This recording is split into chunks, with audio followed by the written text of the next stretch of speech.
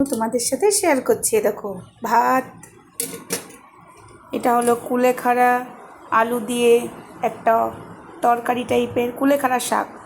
আমি এটা খুব খেতে ভালোবাসি, আর এটা খেলে না শরীর ভালো থাকে। আর এই যে মুসুরির ডাল, আর এই দেখো পেঁপে আলুর তরকারি। দেখতে পাচ্ছ কালারটা কেমন হয়েছে? হ্যাঁ, আজ হলো নিরামিষ।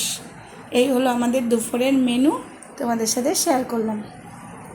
কেমন হয়েছে অবশ্যই বলবে, ঠিক আছে?